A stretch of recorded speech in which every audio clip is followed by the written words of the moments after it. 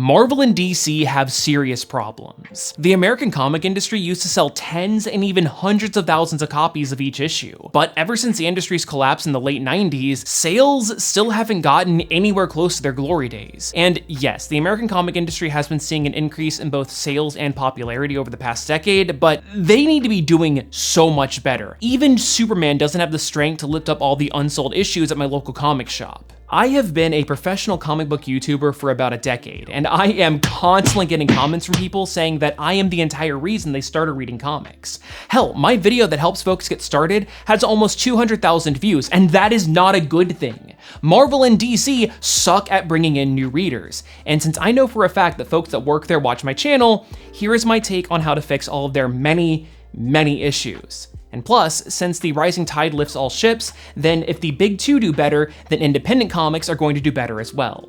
So hello and welcome to Comic Drake, where I talk about comic books. My name is Drake. Let's talk about it. Alright, so first and foremost, let's get the obvious thing out of the way. People think that Marvel and DC are difficult to get into. Like, why should I have to make a video on how to get started? That's their job. Now, as I've explained in the past, it's really not difficult at all to get started on American comics. However, to non-readers, these universes seem so vast and intimidating that they think they need a PhD in Marvel to enjoy any Spider-Man comic. Hell, I have been interested in superheroes for my entire life, but I didn't get started reading comics until my 20s because I felt so overwhelmed with where to begin. But once I actually got started, I became hooked, and look at me now. I have read more comics than most hardcore fans, and I have made an entire career out of sharing my love for the medium. Marvel and DC could have been getting my money for years, but because they seem off-putting to non-readers, I missed out on a bunch of amazing stories, and they missed out on a bunch of my cash. It's human nature to want to begin at the beginning of something. Folks aren't going to want to hop in at issue 24 or 987 of a series. Now, believe it or not, you can essentially get into comics anywhere, but if you're not already a comic reader, then how are you supposed to know that? The problem is that the big two refuse to advertise and let people know that it is in fact easy to get into their books. Think about it. How often do you see ads for comic books? Sure, they're sometimes on websites, but most people look past them or have ad block on.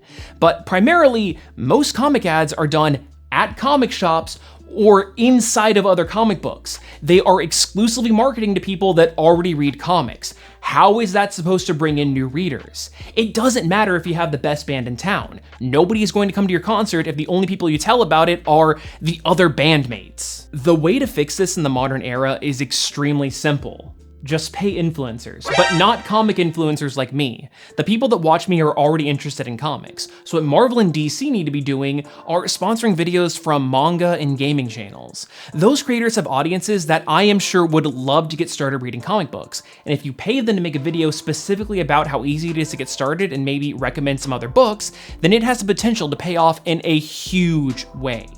Let's take a look at the manga influencer Aki Dearest. Looking over her channel, she gets around 300,000 views per video. Now, I don't know her specific metrics, but I would wager that a sponsored video might cost between $4,500 and $8,000. If even 10% of that 300,000 buys a $4 comic book, that's $120,000 earned. And if 10% of those people buy another issue, that's another $12,000, and a huge potential for those to become fans that'll keep coming back for years to come. And I know for a fact that sponsoring videos works pretty well because I've been working with this video sponsor for years, and it's been a pretty mutually beneficial relationship. So once again, I want to give a big thank you to Keeps. As I'm sure you might have heard by now, 2 out of 3 guys will experience some form of male pattern baldness by the time they turn 35, and considering that one of my favorite physical traits is my thick hair, losing it is a really big fear of mine. But thankfully, there's Keeps. They're a subscription service that makes it easy and affordable to treat male pattern baldness, with generic versions of FDA-approved medications for hair loss. Whether you're looking to prevent hair loss, stimulate hair growth, or just take better care of the hair that you have, the Keeps network of expert medical advisors, prescribers, and care specialists will get you the right treatment just for you and mail it directly to your door. That means no boring doctor visits or pharmacy pickups at half the cost to boot. Hair loss stops at Keeps, and to take advantage of their special offer, then go to keeps.com/comicdrake or click the link in the description. That's keeps.com/comicdrake.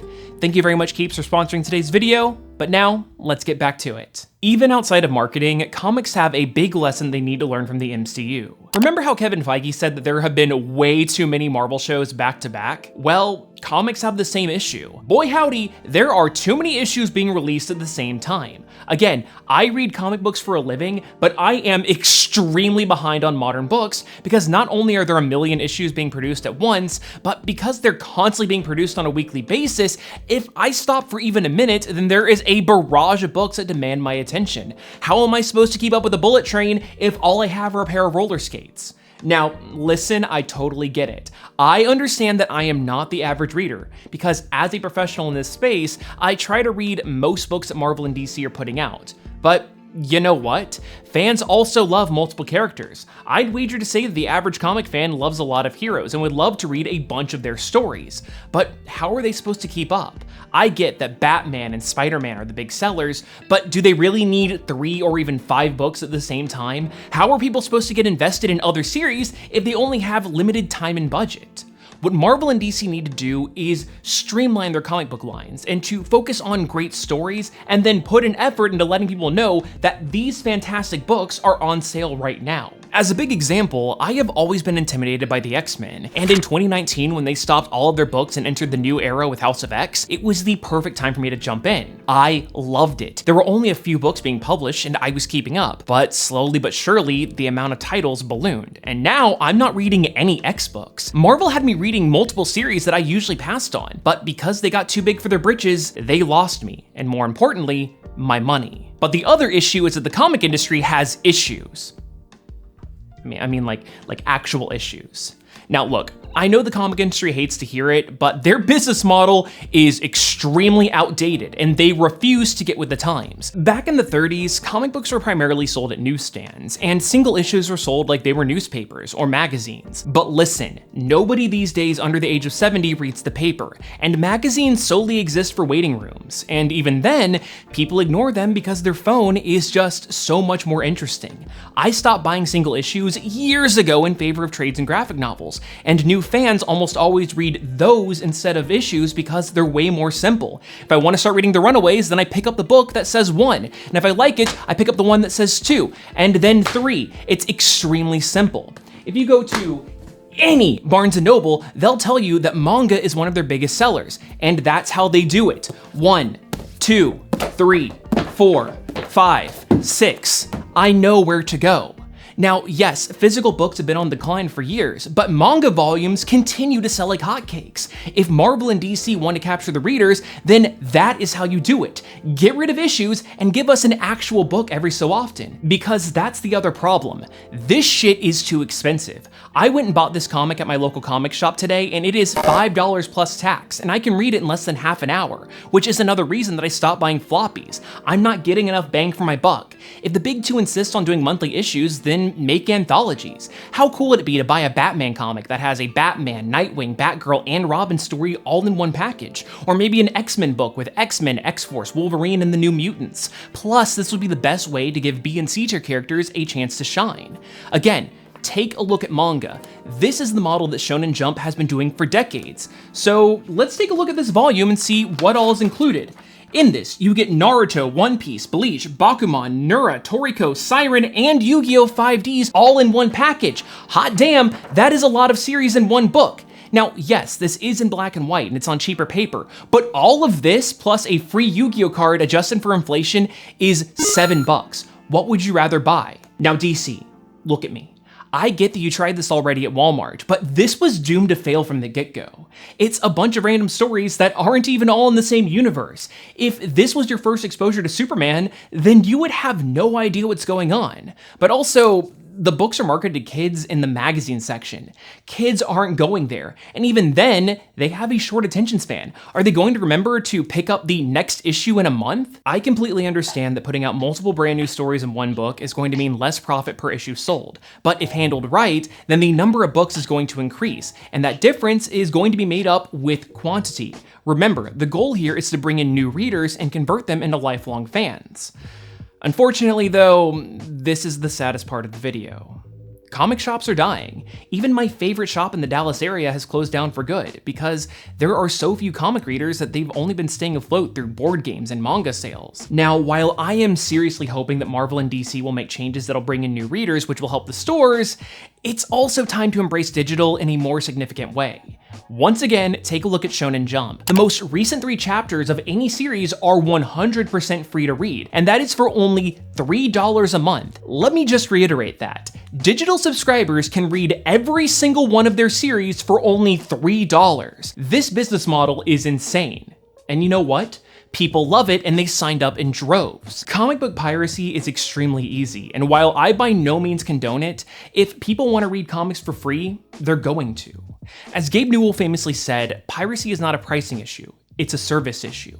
Yes, with Shonen Jump's model, there are thousands of readers that exclusively read the free chapters and don't pay a dime. But because it's so cheap and easy, the majority of them are willing to pay for the service. And on top of that, many of them go out and buy the physical volumes, and tons of merchandise. Get readers hooked on comics digitally for cheap or free, and there is a good chance that they'll go to the physical stores to buy the books. CDs cannot compare with Spotify, but if handled properly, then comic shops can be like the modern day record store. A great place to hang out that's got everything the hardcore fan would want. Physical and digital can work hand in hand. And while yes, I haven't been buying floppies for a long time, what I have always loved is that Marvel's books come with a code that lets you redeem them digitally. I bought this for my dad today because he loves Max Rebo, and then I can read it digitally if I want to. But hey, if they don't want to adopt the Shonen Jump model, then I still think they need to make more books free to read online. Just put up some of the most famous and popular series and make sure to advertise the DC Universe or Marvel Unlimited subscription services. I guarantee that plenty of folks would be interested in signing up now that they got this first hit for free. At the end of the day, real comic fans are a friendly group that just want to share this hobby that we love with more people. But even though I am extremely frustrated that non-readers won't get over their preconception of how difficult it is to get into the hobby, I can't blame them because I used to be the exact same way until I got over it. But if the big two refuse to get with the times, I'll still be here if you want to try to take the plunge. Feel free to check out my videos on how to get started with Marvel and DC, and my video about how to get comics for cheap and even free. We would love to have you in the fandom. But anyway, thank you so much for watching, and hopefully I'll see you next time.